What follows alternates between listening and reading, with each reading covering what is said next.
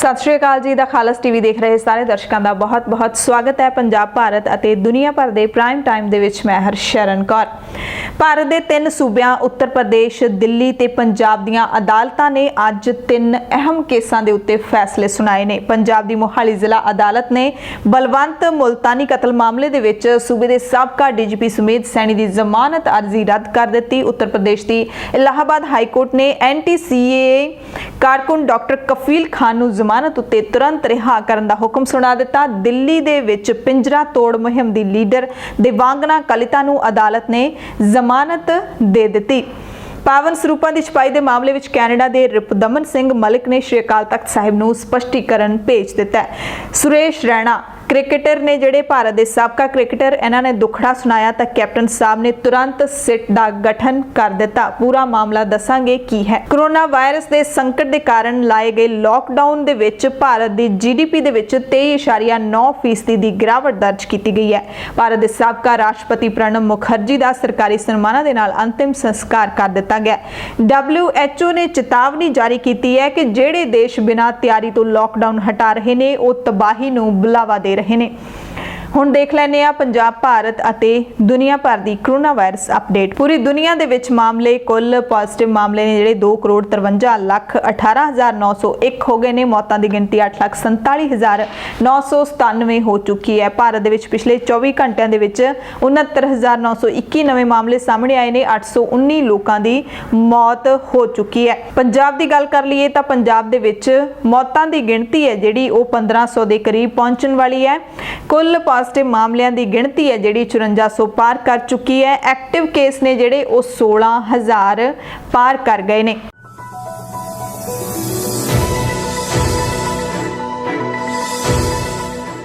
पंजाब दीआं अहम खबरां दे विच सब तो पहला गल करांगे 29 साल पुराने बलवंत सिंह मुल्तानी मामले दी। इस मामले दे विच मुख मुलजम पंजाब दे साबका DGP सुमेध सैनी दी अगाऊ जमानत अर्जी नूं अदालत ने रद्द कर दिता है। सैनी नूं वड्डा झटका दिंदिआं उसकी अगाऊ जमानत अर्जी रद्द कर दी गई। कुछ दिन पहला सैनी ने अपने वकील APS दिओल दे राहीं अदालत विच अर्जी दायर करके धारा 302 जिहड़ी लगी है कतल दा मुकदमा दर्ज किया गया, उहदे विच अगाऊ जमानत देण दी अपील की सी। विशेष सरकारी वकील जिहड़े पंजाब सरकार के वकील ने सरतेज सिंह नरूला, सरकारी वकील संजीव बत्रा और पीड़ित परिवार के जिहड़े वकील ने प्रदीप सिंह विरक, इन्हां ने सैनी की जमानत अर्जी का सुनवाई के दौरान जबरदस्त विरोध किया। अदालत नूं कहा कि सैनी खिलाफ गंभीर दोष हैं, लिहाजा किसी भी सूरत विच मुलजम नूं जमानत ना दिती जावे। असीं भी जिहड़े मुल्तानी दे वकील प्रदीप सिंह विरक नाल गलबात कीती सी। उन्हां ने दस्सिया सी कि असीं अदालत दे विच वार-वार यही कहा सी अदालत नूं, जज साहब नूं कि हुण तां कतल दे संगीन दोष भी सामने आ गए ने। अदालत ने खुद ऑर्डर किया कि 302 दर्ज करो ते अजिहे केस दे विच जमानत देनी किसी भी पद्धर ते जायज़ नहीं है। अदालत ने जिहड़ा जज साहब ने दोवां धिरां दीआं दलीलां नूं सुनिया। हालांकि जिहड़े सैनी दे वकील सी बार-बार यही कह रहे सी कि इल्जाम झूठे ने, सानूं जानबुझ के बचाया जा रहा है, कैप्टन साहब साडे खिलाफ ये साजिश कर रहे हैं, बस यही कह रहे सी, पर कोई हाथ दे विच सबूत है नहीं सी उन्हां दे। उस तो बाद अदालत ने मुड्ढों खारिज कर दिता है सुमेध सैनी की जमानत की अर्जी नूं। अदालत के फैसले तो बाद मोहाली अते SIT के मैंबरां ने जिहड़े स्पैशल इन्वेस्टिगेशन टीम के जिहड़े पुलिस की सिट के मैंबर ने उन्होंने सैनी की गिरफ्तारी के लिए कोशिशां भी आरंभ कर दित्तियां ने। सैनी की गिरफ्तारी लिए मुड़ छापेमारी है जिहड़ी वो कीती गई, पर सैनी हाले नहीं मिलिया। वड्डा सवाल है कि सैनी है कित्थे।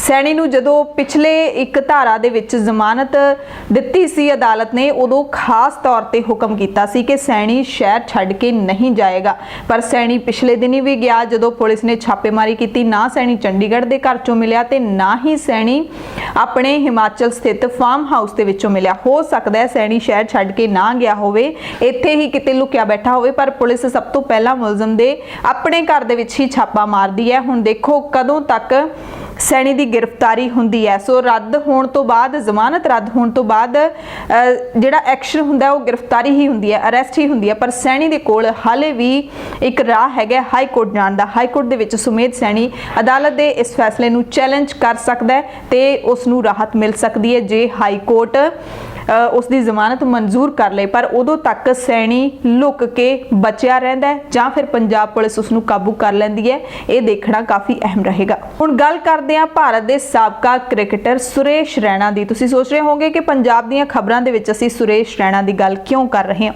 ਸੁਰੇਸ਼ ਰੈਣਾ ਨੇ ਇੱਕ ਅੱਜ ਮੀਡੀਆ ਦੇ ਵਿੱਚ ਬਿਆਨ ਜਾਰੀ ਕੀਤਾ ਹੈ, ਇੱਕ ਖੁਲਾਸਾ ਕੀਤਾ ਹੈ ਕਿ ਪਠਾਨਕੋਟ ਰਹਿੰਦੀ ਉਸ ਦੀ ਭੂਆ ਦੇ ਪਰਿਵਾਰ ਦੇ ਉੱਤੇ ਪਿਛਲੇ ਦਿਨੀ ਹਮਲਾ ਕੀਤਾ ਗਿਆ। ਉਸ ਹਮਲੇ ਦੇ ਵਿੱਚ ਸੁਰੇਸ਼ ਰੈਣਾ ਦੇ ਫੁੱਫੜ ਅਤੇ ਭੂਆ ਦੇ ਇੱਕ ਮੁੰਡੇ ਦੀ ਮੌਤ ਹੋ ਗਈ। ਭੂਆ ਦੀ ਹਾਲਤ ਗੰਭੀਰ ਹੈ।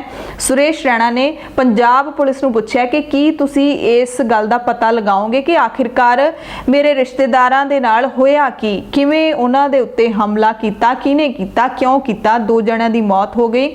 ਮੇਰੀ ਭੂਆ ਦਾ ਪਰਿਵਾਰ ਹੈ ਜਿਹੜਾ ਉਹ ਬਹੁਤ ਹੀ ਮੁਸੀਬਤ ਦੇ ਵਿੱਚ ਹੈ, ਕਿ ਤੁਸੀਂ ਇਸ ਦਾ ਪਤਾ ਲਗਾਓਗੇ। ਸੁਰੇਸ਼ ਰੈਣਾ ਨੇ ਟਵਿੱਟਰ ਦੇ ਉੱਤੇ ਇਸ ਦੀ ਜਾਣਕਾਰੀ ਦਿੱਤੀ ਸੀ ਕਿ ਪੰਜਾਬ ਦੇ ਵਿੱਚ ਮੇਰੇ ਪਰਿਵਾਰ ਦੇ ਨਾਲ ਜੋ ਵਾਪਰਿਆ ਉਹ ਬਹੁਤ ਹੀ ਭਿਆਨਕ ਹੈ। ਮੇਰਾ ਫੁੱਫੜ ਮਾਰਿਆ ਗਿਆ ਹੈ, ਮੇਰੀ ਭੂਆ ਤੇ ਉਸਦੇ 2 ਲੜਕੇ ਗੰਭੀਰ ਜ਼ਖਮੀ ਨੇ। ਬਦਕਿਸਮਤੀ ਨਾਲ ਉਹਨਾਂ ਵਿੱਚੋਂ ਇੱਕ ਲੜਕੇ ਦੀ ਮੌਤ ਹੋ ਗਈ ਹੈ ਤੇ ਮੇਰੀ ਭੂਆ ਦੀ ਹਾਲਤ ਗੰਭੀਰ ਹੈ। ਸੁਰੇਸ਼ ਰੈਣਾ ਦਰਅਸਲ ਦੁਬਈ ਦੇ ਵਿੱਚ ਹੋਣ ਵਾਲੇ IPL ਨੂੰ ਛੱਡ ਕੇ ਵਿੱਚ ਹੀ ਭਾਰਤ ਪਰਤ ਆਏ ਸੀ। ਇਹ ਪਤਾ ਲੱਗਿਆ ਸੀ ਕਿ ਨਿੱਜੀ ਕਾਰਨਾਂ ਕਰਕੇ ਇਸ ਵਾਰ ਸੁਰੇਸ਼ ਰੈਣਾ IPL ਨਹੀਂ ਖੇਡਣਗੇ ਤੇ ਹੁਣ ਸੁਰੇਸ਼ ਰੈਣਾ ਨੇ ਜਦੋਂ ਚੁੱਪੀ ਤੋੜੀ ਹੈ, ਫਿਰ ਪਤਾ ਲੱਗਿਆ ਕਿ ਆਖਿਰਕਾਰ ਮਾਮਲਾ ਕੀ ਸੀ।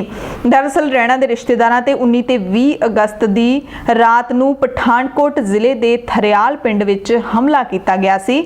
ਰੈਣਾ ਨੇ ਪੰਜਾਬ ਦੇ ਮੁੱਖ ਮੰਤਰੀ ਕੈਪਟਨ ਅਮਰਿੰਦਰ ਸਿੰਘ ਨੂੰ ਵੀ ਸੰਬੋਧਨ ਕਰਦਿਆਂ ਲਿਖਿਆ, ਟੈਗ ਕੀਤਾ ਸੀ ਕਿ ਅੱਜ ਤੱਕ ਸਾਨੂੰ ਨਹੀਂ ਪਤਾ ਕਿ ਉਸ ਰਾਤ ਕੀ ਹੋਇਆ ਤੇ ਕਿਸ ਨੇ ਕੀ ਕੀਤਾ। ਮੈਂ ਪੰਜਾਬ ਪੁਲਿਸ ਨੂੰ ਇਸ ਮਾਮਲੇ ਦੀ ਜਾਂਚ ਕਰਨ ਦੀ ਅਪੀਲ ਕਰਦਾ। ਅਸੀਂ ਘੱਟੋ ਘੱਟ ਇੰਨਾ ਜਾਣਨ ਦੇ ਤਾਂ ਹੱਕਦਾਰ ਹੈਗੇ ਆ ਨਾ ਕਿ ਉਹਨਾਂ ਨਾਲ ਇਹ ਘਿਨਾਉਣਾ ਕੰਮ ਕਿਹਨੇ ਕੀਤਾ। ਇਹਨਾਂ ਅਪਰਾਧੀਆਂ ਨੂੰ ਹੋਰ ਜੁਰਮ ਕਰਨ ਲਈ ਬਖਸ਼ਿਆ ਨਹੀਂ ਜਾਣਾ ਚਾਹੀਦਾ। ਉਸ ਤੋਂ ਬਾਅਦ ਹੁਣੇ ਮੁੱਖ ਮੰਤਰੀ ਕੈਪਟਨ ਅਮਰਿੰਦਰ ਸਿੰਘ ਨੇ ਟਵੀਟ ਕੀਤਾ ਹੈ, ਇਸ ਪੂਰੇ ਮਾਮਲੇ ਦੇ ਵਿੱਚ SIT ਦਾ ਗਠਨ ਕਰ ਦਿੱਤਾ ਹੈ। ਕੈਪਟਨ ਸਾਹਿਬ ਨੇ ਸੁਰੇਸ਼ ਰੈਣਾ ਨੂੰ ਟੈਗ ਕਰਕੇ ਉਹਨਾਂ ਨੇ ਖਾਸ ਤੌਰ ਤੇ ਇਹ ਜਾਣਕਾਰੀ ਦਿੱਤੀ ਹੈ ਕਿ ਜਿਹੜਾ ਵੀ ਪਠਾਨਕੋਟ ਦੇ ਵਿੱਚ ਸੁਰੇਸ਼ ਰੈਣਾ ਦੇ ਪਰਿਵਾਰ ਦੇ ਨਾਲ ਹੋਇਆ ਉਹਦੇ ਲਈ ਮੈਂ ਹਮਦਰਦੀ ਪ੍ਰਗਟ ਕਰਦਾ ਹਾਂ ਅਤੇ ਮੈਂ ਇਸ ਮਾਮਲੇ ਦੇ ਵਿੱਚ ਸਪੈਸ਼ਲ ਜਾਂਚ ਟੀਮ ਦਾ ਗਠਨ ਕਰ ਰਿਹਾ ਜਿਹੜੀ ਕਿ ਇਸ ਕੇਸ ਦੀ ਜਾਂਚ ਕਰੇਗੀ ਅਤੇ ਪੰਜਾਬ ਦੇ DGP ਦਿਨਕਰ ਗੁਪਤਾ ਨੂੰ ਵੀ ਮੈਂ ਪੁੱਛਿਆ ਹੈ ਕਿ ਜਲਦੀ ਤੋਂ ਜਲਦੀ ਜਿਹੜੇ ਦੋਸ਼ੀ ਨੇ ਉਹਨਾਂ ਨੂੰ ਫੜਿਆ ਜਾਵੇ, ਅਰੈਸਟ ਕੀਤਾ ਜਾਵੇ, ਉਹਨਾਂ ਨੂੰ ਆਇਡੈਂਟੀਫਾਈ ਕਰਕੇ ਗ੍ਰਿਫਤਾਰ ਕੀਤਾ ਜਾਵੇ। ਕੈਪਟਨ ਨੇ ਕਿਹਾ ਕਿ ਪੁੱਤਰ ਜੀ ਮੇਰੇ DC ਤੇ SSP ਪੀੜਤ ਪਰਿਵਾਰ ਨੂੰ ਮਿਲਣਗੇ ਅਤੇ ਅਸੀਂ ਤੁਹਾਨੂੰ ਭਰੋਸਾ ਦਿਵਾਉਂਦੇ ਹਾਂ ਕਿ ਜਲਦ ਹੀ ਇਸ ਮਾਮਲੇ ਦੇ ਵਿੱਚ ਜਾਂਚ ਹੈ, ਜਿਹੜੀ ਜਾਂਚ ਤੋਂ ਬਾਅਦ ਇਨਸਾਫ ਤੁਹਾਡੇ ਪਰਿਵਾਰ ਨੂੰ ਤੁਹਾਨੂੰ ਦਿੱਤਾ ਜਾਏਗਾ। ਇਹ ਵੀ ਜਾਣਕਾਰੀ ਮਿਲੀ ਹੈ ਕਿ ਇਸ ਜਿਹੜੀ ਸਿੱਟ ਦਾ ਗਠਨ ਕੀਤਾ ਹੈ CM ਨੇ, ਉਸ ਦੀ ਅਗਵਾਈ ਹੈ ਪੰਜਾਬ ਦੇ DGP ਦਿਨਕਰ ਗੁਪਤਾ ਹੀ ਕਰਨਗੇ। ਸੋ ਇਸ ਮਾਮਲੇ ਦੇ ਵਿੱਚ ਤਾਂ ਮੁੱਖ ਮੰਤਰੀ ਕੈਪਟਨ ਅਮਰਿੰਦਰ ਸਿੰਘ ਨੇ ਖੁਦ ਜਿਹੜਾ ਹੈ ਉਹ ਰਿਪਲਾਈ ਕੀਤਾ ਹੈ, ਕਿਉਂਕਿ ਸੁਰੇਸ਼ ਰੈਣਾ ਭਾਰਤ ਦੇ ਸਾਬਕਾ ਕ੍ਰਿਕਟਰ ਇੱਕ ਪਰਸਨੈਲਿਟੀ ਨੇ, ਉਹ ਇੱਕ VIP ਨੇ। ਉਹਨਾਂ ਨੇ ਟਵੀਟ ਕੀਤਾ ਤਾਂ ਤੁਰੰਤ ਐਕਸ਼ਨ ਜਿਹੜਾ ਹੋ ਗਿਆ, ਪਰ ਆਮ ਲੋਕਾਂ ਦੀ ਕਿੰਨੀ ਕੁ ਸੁਣਵਾਈ ਹੁੰਦੀ ਹੋਵੇਗੀ, ਇਹ ਵੀ ਇੱਕ ਵੱਡਾ ਸਵਾਲ ਖੜਾ ਹੁੰਦਾ ਇਸ ਮਾਮਲੇ ਦੇ ਵਿੱਚ। ਜ਼ਾਹਿਰ ਤੌਰ ਤੇ ਇਨਸਾਫ ਹਰ ਕਿਸੇ ਨੂੰ ਮਿਲਣਾ ਚਾਹੀਦਾ, ਸੁਰੇਸ਼ ਰੈਣਾ ਦੇ ਪਰਿਵਾਰ ਨੂੰ ਵੀ ਮਿਲਣਾ ਚਾਹੀਦਾ ਹੈ। ਸੁਰੇਸ਼ ਰੈਣਾ ਦਾ ਜਿਹੜਾ ਪੀੜਤ ਪਰਿਵਾਰ ਹੈ, ਉਸ ਦੀ ਭੂਆ ਦਾ ਪਰਿਵਾਰ ਹੈ, ਉਹ ਇੱਕ ਆਮ ਲੋਕ ਹੋਣਗੇ, ਪਰ ਖੁਸ਼ਕਿਸਮਤੀ ਨਾਲ ਉਹਨਾਂ ਦਾ ਜਿਹੜਾ ਇੱਕ ਮੁੰਡਾ ਹੈ, ਪਰਿਵਾਰ ਦਾ ਲੜਕਾ ਹੈ ਜਿਹੜਾ ਕਿ ਸੁਰੇਸ਼ ਰੈਣਾ, ਉਹ ਇੱਕ ਵੱਡੀ ਹਸਤੀ ਹੈ, ਉਸ ਦਾ ਨਾਮ ਹੈ, ਇਸ ਕਰਕੇ ਉਹਨਾਂ ਦੀ ਗੱਲ ਸੁਣੀ ਜਾਊਗੀ ਹੁਣ। ਪਰ ਆਮ ਲੋਕਾਂ ਦੀ ਕਿੰਨੀ ਕੁ ਸੁਣਵਾਈ ਹੁੰਦੀ ਹੋਏਗੀ, ਇਹ ਆਪਾਂ ਸੋਚ ਸਕਦੇ ਹਾਂ। ਅਗਲੀ ਖਬਰ ਬਟਾਲਾ ਤੋਂ ਹੀ ਹੈ, ਜਿੱਥੇ 30 ਅਗਸਤ ਨੂੰ ਕਬੱਡੀ ਖਿਡਾਰੀ ਗੁਰਮੇਜ ਸਿੰਘ ਪਿੰਡ ਭਗਵਾਨਪੁਰ ਦਾ ਸੀ, ਉਸ ਦਾ 5 ਪੁਲਿਸ ਮੁਲਾਜ਼ਮਾਂ ਤੇ ਇੱਕ ਹੋਰ ਕੁੱਲ 6 ਜਣਿਆਂ ਨੇ ਗੋਲੀਆਂ ਮਾਰ ਕੇ ਕਤਲ ਕਰ ਦਿੱਤਾ ਸੀ। ਹੁਣ ਉਸ ਕਤਲकांड ਦੇ ਵਿੱਚ ਜਿਹੜੇ 5 ਪੁਲਿਸ ਮੁਲਾਜ਼ਮ ਸ਼ਾਮਿਲ ਸੀਗੇ, ਉਹਨਾਂ ਨੂੰ ਉੱਚ ਅਧਿਕਾਰੀਆਂ ਦੇ ਵੱਲੋਂ ਬਰਖਾਸਤ ਕਰ ਦਿੱਤਾ ਗਿਆ, ਸਸਪੈਂਡ ਕਰ ਦਿੱਤਾ ਗਿਆ। ਸਸਪੈਂਡ ਦਾ ਮਤਲਬ ਹੁੰਦਾ ਹੈ ਜਾਂਚ ਹੋਏਗੀ, ਮੁੜ ਤੋਂ ਇਹਨਾਂ ਨੂੰ ਬਹਾਲ ਕਰ ਦਿੱਤਾ ਜਾਏਗਾ, ਡਿਸਮਿਸ ਨਹੀਂ ਕੀਤਾ ਗਿਆ ਕਿ ਨੌਕਰੀ ਤੋਂ ਕੱਢ ਹੀ ਦਿੱਤਾ ਗਿਆ। ਕਤਲकांड ਸੰਬੰਧੀ ਪੁਲਿਸ ਨੇ 6 ਵਿਅਕਤੀਆਂ ਖਿਲਾਫ ਮੁਕੱਦਮਾ ਦਰਜ ਕਰਕੇ ਸਾਰਿਆਂ ਨੂੰ ਹੀ ਗ੍ਰਿਫਤਾਰ ਕਰ ਲਿਆ ਸੀ, ਜਿਨ੍ਹਾਂ ਵਿੱਚੋਂ 5 ਪੁਲਿਸ ਵਿਭਾਗ ਦੇ ਮੁਲਾਜ਼ਮ ਸੀਗੇ। ਅੱਗੇ ਗੱਲ ਕਰਾਂਗੇ JEE ਦੀ ਪ੍ਰੀਖਿਆ ਦੀ। JEE ਤੇ NEET ਨੂੰ ਲੈ ਕੇ ਬਹੁਤ ਵਿਰੋਧ ਹੋ ਰਿਹਾ ਸੀ, ਜ਼ਬਰਦਸਤ ਤਰੀਕੇ ਦੇ ਨਾਲ ਵਿਦਿਆਰਥੀਆਂ ਦੇ ਵੱਲੋਂ ਮੰਗ ਕੀਤੀ ਜਾ ਰਹੀ ਸੀ ਕਿ ਇਹਨਾਂ ਪ੍ਰੀਖਿਆਵਾਂ ਨੂੰ ਮੁਲਤਵੀ ਕੀਤਾ ਜਾਵੇ ਕੋਰੋਨਾ ਵਾਇਰਸ ਦੇ ਕਹਿਰ ਦੇ ਦਰਮਿਆਨ। ਪਰ ਕਿਸੇ ਨੇ ਵੀ ਇਹਨਾਂ ਦੀ ਨਹੀਂ ਸੁਣੀ ਤੇ ਆਖਿਰਕਾਰ 1 ਸਤੰਬਰ ਤੋਂ ਇਹਨਾਂ ਪੇਪਰਾਂ ਦੇ ਲਈ ਸ਼ੁਰੂ ਹੋ ਗਈ ਹੈ ਪ੍ਰੀਖਿਆ। ਜੇਈ ਦੀ ਮੇਨ ਪ੍ਰੀਖਿਆ ਸ਼ੁਰੂ ਹੋ ਚੁੱਕੀ ਹੈ, ਜਿਹੜੀ ਕਿ 1 ਸਤੰਬਰ ਤੋਂ ਲੈ ਕੇ 6 ਸਤੰਬਰ ਤੱਕ ਹੋਏਗੀ। ਦੇਸ਼ ਭਰ ਦੇ ਵੱਖ-ਵੱਖ ਪ੍ਰੀਖਿਆ ਕੇਂਦਰਾਂ ਦੇ ਵਿੱਚ ਵੱਖ-ਵੱਖ ਦਰਵਾਜ਼ਿਆਂ ਅਤੇ ਐਗਜ਼ਿਟ ਦਰਵਾਜ਼ਿਆਂ ਦੇ ਉੱਤੇ ਸੈਨੀਟਾਈਜ਼ਰ ਦਾ ਪ੍ਰਬੰਧ ਕੀਤਾ ਗਿਆ।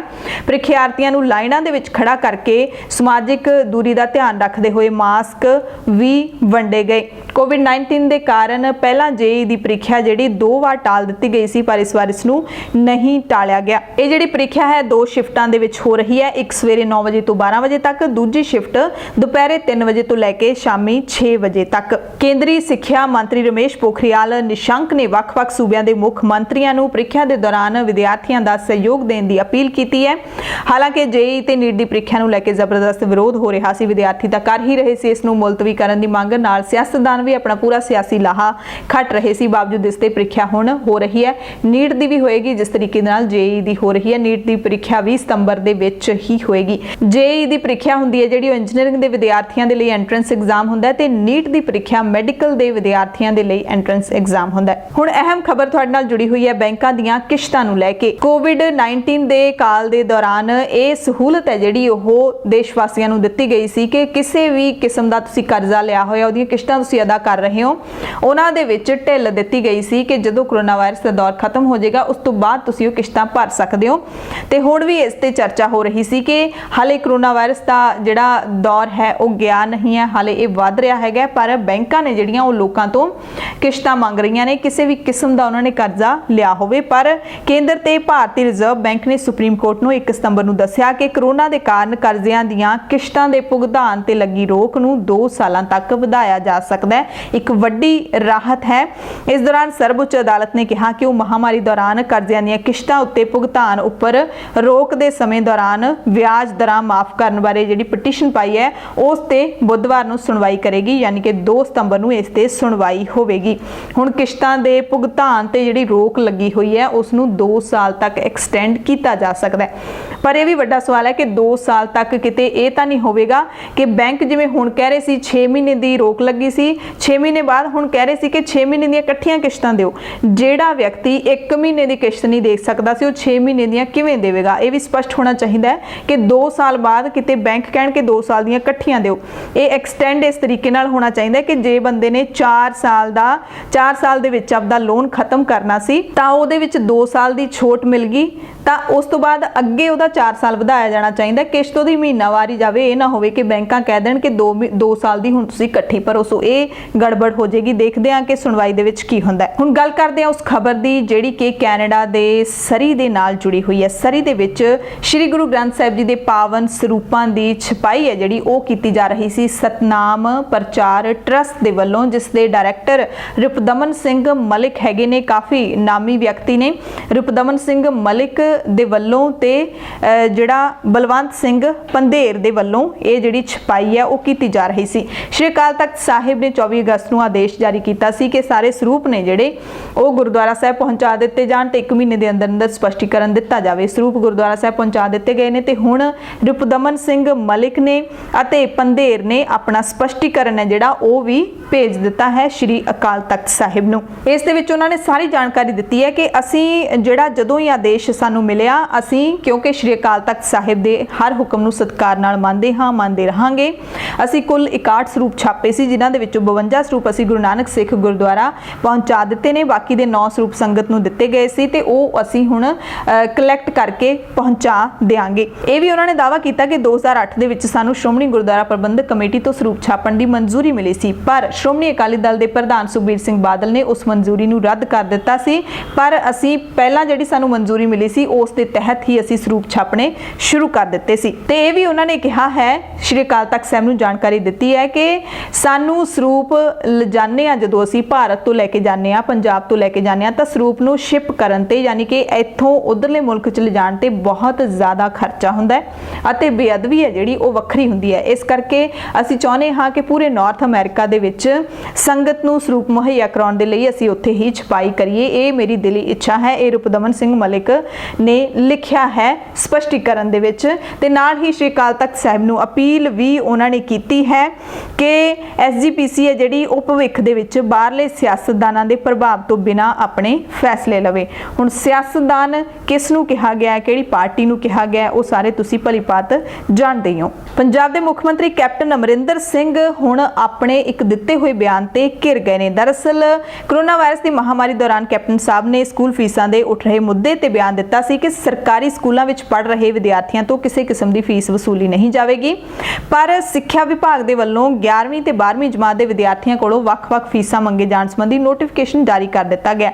ਇਹ ਸਿਰਫ ਬਿਆਨ ਹੀ ਜਾਰੀ ਨਹੀਂ ਕੀਤਾ ਸੀ ਸੀਐਮ ਸਾਹਿਬ ਨੇ, ਇਹ ਬਕਾਇਦਾ ਪੰਜਾਬ ਸਕੂਲ ਸਿੱਖਿਆ ਬੋਰਡ ਦੇ ਜਿਹੜੇ ਸਿੱਖਿਆ ਸਕੱਤਰ ਕ੍ਰਿਸ਼ਨ ਕੁਮਾਰ ਹੈਗੇ ਨੇ, ਉਹਨਾਂ ਨੇ ਪ੍ਰੋਪਰ ਇੱਕ ਨੋਟੀਫਿਕੇਸ਼ਨ ਸਾਰੇ ਸਕੂਲਾਂ ਨੂੰ ਕੱਢਿਆ ਸੀ ਕਿ ਸਾਰੇ ਸਰਕਾਰੀ ਸਕੂਲਾਂ ਦੇ ਹਰੇਕ ਵਿਦਿਆਰਥੀ ਦੀ ਜਿਹੜੀ ਪੜ੍ਹਾਈ ਹੈ ਉਹ ਮੁਫਤ ਹੋਏਗੀ। ਲਿਖਤੀ ਤੌਰ ਤੇ ਇਹ ਹੈਗਾ, ਪਰ ਹੁਣ 11ਵੀਂ ਤੇ 12ਵੀਂ ਜਮਾਤ ਦੇ ਵਿਦਿਆਰਥੀਆਂ ਤੋਂ ਫੀਸ ਕਿਉਂ ਮੰਗੀ ਜਾ ਰਹੀ ਹੈ, ਇਹ ਸਮਝ ਤੋਂ ਬਾਹਰ ਹੈ। ਇਸ ਮਸਲੇ ਤੇ ਆਮ ਆਦਮੀ ਪਾਰਟੀ ਨੇ ਪੰਜਾਬ ਸਰਕਾਰ ਨੂੰ ਘੇਰਿਆ ਹੈਗਾ।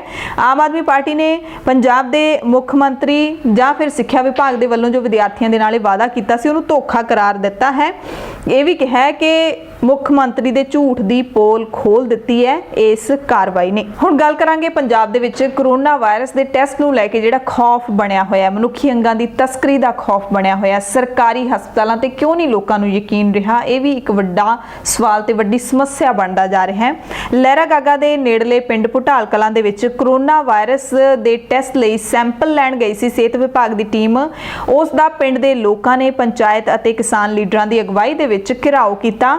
ਪੁਲਿਸ ਤੇ ਪ੍ਰਸ਼ਾਸਨ ਖਿਲਾਫ ਨਾਅਰੇਬਾਜ਼ੀ ਕੀਤੀ ਹੈ। ਇਸ ਮੌਕੇ ਸਿਵਲ ਹਸਪਤਾਲ ਦੇ ਡਾਕਟਰ ਦੀ ਅਗਵਾਈ ਦੇ ਵਿੱਚ ਮੈਡੀਕਲ ਟੀਮ ਪਿੰਡ ਭੁਟਾਲ ਕਲਾਂ ਦੀ ਫੈਕਟਰੀ ਦੇ ਮੁਲਾਜ਼ਮ ਦੀ ਰਿਪੋਰਟ ਪੋਜ਼ਿਟਿਵ ਆਉਣ ਤੋਂ ਬਾਅਦ ਪਿੰਡ ਅੰਦਰ ਸੈਂਪਲਿੰਗ ਕਰਨ ਲਈ ਪਹੁੰਚੀ ਸੀ। ਮਿੰਨੀ ਸਿਹਤ ਕੇਂਦਰ ਦੇ ਵਿੱਚ ਪਹੁੰਚੀ ਸੀ। ਫੈਕਟਰੀ ਦੇ ਕਰੀਬ 20 ਮੁਲਾਜ਼ਮ ਪੋਜ਼ਿਟਿਵ ਆਏ ਸੀ। ਉਸ ਤੋਂ ਬਾਅਦ ਸਿਹਤ ਵਿਭਾਗ ਦੀ ਜ਼ਿੰਮੇਵਾਰੀ ਹੁੰਦੀ ਹੈ ਕਿ ਉੱਥੇ ਜਾ ਕੇ ਤੁਸੀਂ ਟੈਸਟਿੰਗ ਕਰੋ।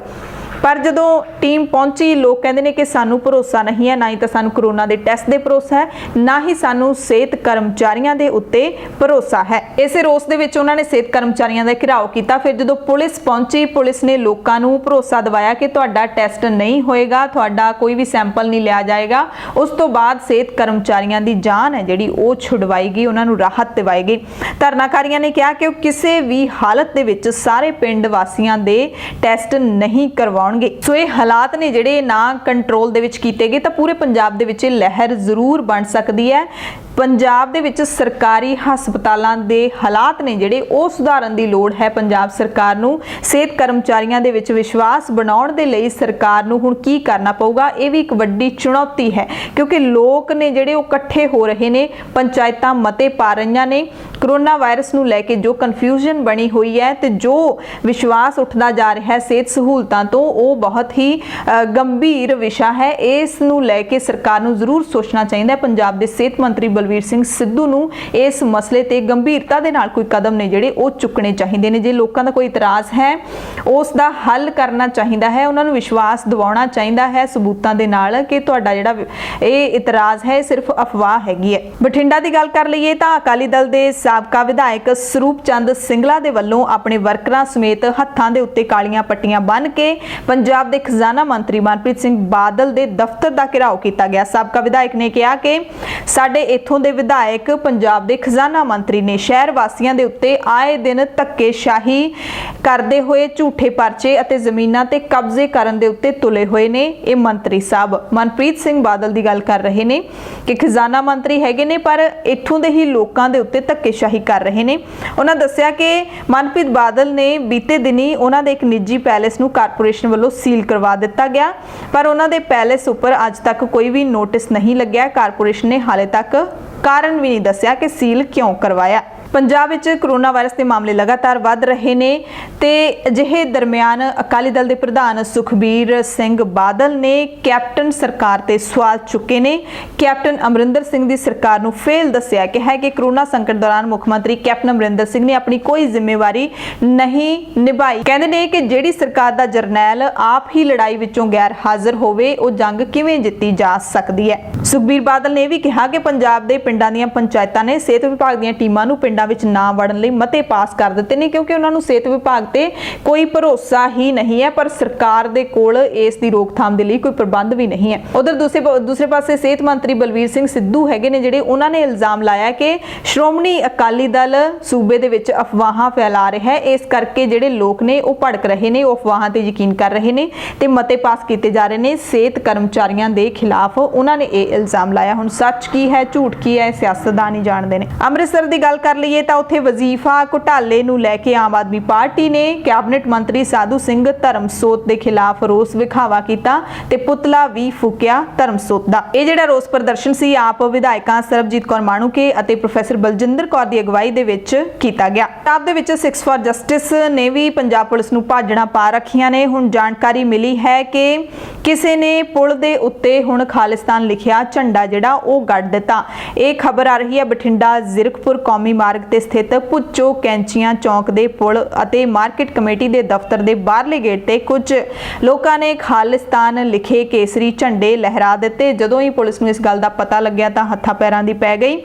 ਝੰਡੇ ਦੀ ਵੀਡੀਓ ਹੈ ਜਿਹੜੀ ਉਹ ਵਾਇਰਲ ਹੋ ਰਹੀ ਹੈ ਤੇ ਉਸ ਤੋਂ ਬਾਅਦ ਪੰਜਾਬ ਪੁਲਿਸ ਦੇ ਜਿਹੜੇ ਅਧਿਕਾਰੀ ਉੱਥੇ ਪਹੁੰਚੇ, ਝੰਡਾ ਲਾ ਕੇ ਉਹਨਾਂ ਨੂੰ ਸੁੱਖ ਦਾ ਸਾਹ ਆਇਆ। ਲਾਪਤਾ ਪਾਵਨ ਸਰੂਪਾਂ ਦੇ ਮਾਮਲੇ ਤੇ ਵੀ ਅਪਡੇਟ ਤੁਹਾਨੂੰ ਦੱਸ ਦਈਏ ਕਿ ਸ਼੍ਰੋਮਣੀ ਗੁਰਦੁਆਰਾ ਪ੍ਰਬੰਧਕ ਕਮੇਟੀ ਨੇ ਦੋਸ਼ੀ ਕਰਾਰ ਦਿੱਤੇ ਕਰਮਚਾਰੀਆਂ ਅਤੇ ਅਧਿਕਾਰੀਆਂ ਦੇ ਖਿਲਾਫ ਕਾਰਵਾਈ ਵਾਸਤੇ ਕਾਨੂੰਨੀ ਮਾਹਿਰਾਂ ਦੀ 4 ਮੈਂਬਰੀ ਕਮੇਟੀ ਬਣਾ ਦਿੱਤੀ ਹੈ। ਇਸ ਦੀ ਜਾਣਕਾਰੀ ਐਸਜੀਪੀਸੀ ਦੇ ਪ੍ਰਧਾਨ ਭਾਈ ਗੋਬਿੰਦ ਸਿੰਘ ਲੌਂਗੋਵਾਲ ਨੇ ਕੀਤੀ। ਕਮੇਟੀ ਦਾ ਐਲਾਨ ਕਰਦਿਆਂ ਦੱਸਿਆ ਕਿ ਕਮੇਟੀ ਦੀ ਅਗਵਾਈ ਐਸਜੀਪੀਸੀ ਦੇ ਜਨਰਲ ਸਕੱਤਰ ਐਡਵੋਕੇਟ ਹਰਜਿੰਦਰ ਸਿੰਘ ਧਾਮੀ ਕਰਨਗੇ ਤੇ Shiromani committee member advocate Bhagwant Singh Sialka, advocate Baltej Singh Dhillon, ਸਾਬਕਾ ਜ਼ਿਲ੍ਹਾ ਅਟਾਰਨੀ ਨੇ ਅਤੇ ਐਡਵੋਕੇਟ ਮਹਿੰਦਰ ਸਿੰਘ ਗਿੱਲ ਇਹਦੇ ਵਿੱਚ ਮੈਂਬਰ ਹੋਣਗੇ। 4 ਮੈਂਬਰੀ ਕਮੇਟੀ ਹੈ ਜਿਹੜੀ ਇਹਨਾਂ ਅਧਿਕਾਰੀਆਂ ਦੇ ਖਿਲਾਫ ਕਾਨੂੰਨੀ ਕਾਰਵਾਈ ਵਾਸਤੇ ਚਾਰਾਜੋਈ ਕਰੇਗੀ। ਪਿਛਲੇ ਦਿਨੀ ਪੰਜਾਬ ਦੇ ਇੱਕ ਹੋਣਹਾਰ ਖਿਡਾਰਨ ਨੇ ਇਹ ਕਿਹਾ ਸੀ ਕਿ ਪੰਜਾਬ ਸਰਕਾਰ ਕੋਲ ਟਿਕਟੌਕੀਆਂ ਦੇ ਲਈ ਪੈਸਾ ਤਾਂ ਹੈਗਾ ਪਰ ਖਿਡਾਰੀਆਂ ਦੇ ਲਈ ਨਹੀਂ ਹੈਗਾ। ਉਸ ਦੇ ਇਸ ਬਿਆਨ ਤੋਂ ਬਾਅਦ ਹੁਣ ਪੰਜਾਬ ਸਰਕਾਰ ਜਾਗੀ ਹੈ ਤੇ ਮੁੱਖ ਮੰਤਰੀ ਕੈਪਟਨ ਅਮਰਿੰਦਰ ਸਿੰਘ ਨੇ ਜੋ ਖਿਡਾਰਨ ਦੇ ਨਾਲ ਵਾਅਦਾ ਕੀਤਾ ਸੀ ਉਹ ਅੱਧਾ ਕੁ ਪੂਰਾ ਕਰ ਦਿੱਤਾ ਹੈ। ਜਾਣਕਾਰੀ ਮਿਲ ਰਹੀ ਹੈ ਕਿ ਪੰਜਾਬ ਦੇ ਖੇਡ ਤੇ ਯੁਵਕ ਮਾਮਲੇ ਮੰਤਰੀ ਰਾਣਾ ਗੁਰਮੀਤ ਸਿੰਘ ਸੋਢੀ ਨੇ ਓਲੰਪਿਕਸ ਲਈ ਕੁਆਲੀਫਾਈ ਕਰਨ ਵਾਲੀ ਪਹਿਲੀ ਪੰਜਾਬਣ ਮੁੱਕੇਬਾਜ਼ ਸਿਮਰਨਜੀਤ ਕੌਰ ਨੂੰ ਪੰਜਾਬ ਸਰਕਾਰ ਵੱਲੋਂ 5 ਲੱਖ ਰੁਪਏ ਦਾ ਚੈੱਕ ਖੁਦ ਉਹਨਾਂ ਦੇ ਘਰ ਜਾ ਕੇ ਦਿੱਤਾ ਗਿਆ। ਲੁਧਿਆਣਾ ਦੇ ਵਿੱਚ ਸਿਮਰਨਜੀਤ ਕੌਰ ਦੀ ਮਾਤਾ ਰਾਜਪਾਲ ਕੌਰ ਨੂੰ ਇਹ ਚੈੱਕ ਦਿੱਤਾ ਗਿਆ। ਪਿਛਲੇ ਸਮੇਂ ਦੇ ਵਿੱਚ ਪੰਜਾਬ ਦੇ ਮੁੱਖ ਮੰਤਰੀ ਕੈਪਟਨ ਅਮਰਿੰਦਰ ਸਿੰਘ ਨੇ ਸਿਮਰਨਜੀਤ ਕੌਰ ਨੂੰ ਆਪਣੇ ਦਫ਼ਤਰ ਬੁਲਾਇਆ ਸੀ ਖਾਸ ਤੌਰ ਤੇ ਅਤੇ ਪੰਜਾਬ ਸਰਕਾਰ ਵੱਲੋਂ 5 ਲੱਖ ਰੁਪਏ ਦੇਣ ਦਾ ਐਲਾਨ ਵੀ ਕੀਤਾ ਸੀ ਤੇ ਸਰਕਾਰੀ ਨੌਕਰੀ ਦਾ ਐਲਾਨ ਵੀ ਕੀਤਾ ਸੀ। ਪਰ ਇਹ ਖਿਡਾਰਨ ਅੱਜ ਵੀ ਨੌਕਰੀ ਦੇ ਲਈ ਠੋਕਰਾਂ ਖਾ ਰਹੀ ਸੀ ਪਰ ਉਹਨੂੰ ਨੌਕਰੀ ਨਹੀਂ ਮਿਲ ਰਹੀ। ਪਰ 5 ਲੱਖ ਦੀ ਮਦਦ ਹੈ ਜਿਹੜੀ ਉਹ ਪੰਜਾਬ ਸਰਕਾਰ ਨੇ ਜ਼ਰੂਰ ਦੇ ਦਿੱਤੀ ਹੈ। ਦੇਰ ਆਏ ਦਰੁਸਤ ਆਏ। ਇੱਕ ਚੰਗੀ ਖਬਰ ਵੀ ਤੁਹਾਨੂੰ ਦੱਸ ਦਿੰਦੇ ਆ ਮੰਡੀ ਕਾਲਿਆਵਾਲੀ ਤੋਂ, ਜਿੱਥੋਂ ਦੇ ਹਲਵਾਈ ਧਰਮਪਾਲ ਦੀ ਲੋਟਰੀ ਨਿਕਲੀ ਹੈ 1.5 ਕਰੋੜ ਰੁਪਏ ਦੀ। ਪਿਛਲੇ ਟਾਈਮ ਦੇ ਵਿੱਚ ਕਰੋਨਾ ਵਾਇਰਸ ਦੀ ਮਹਾਮਾਰੀ ਦੇ ਕਾਰਨ ਹਲਵਾਈਆਂ ਦਾ ਕੰਮ ਵੀ ਕਾਫੀ ਠੰਡਾ ਪੈ ਗਿਆ। ਨਾ ਹੀ ਵਿਆਹਾਂ ਦੇ ਵਿੱਚ ਇੰਨੀ ਲੋੜ ਪੈ ਰਹੀ ਹੈ, ਨਾ ਹੀ ਤਿਉਹਾਰ ਨੇ ਜਿਹੜੇ ਉਸ ਤਰੀਕੇ ਦੇ ਨਾਲ ਮਨਾਏ ਜਾ ਰਹੇ ਨੇ।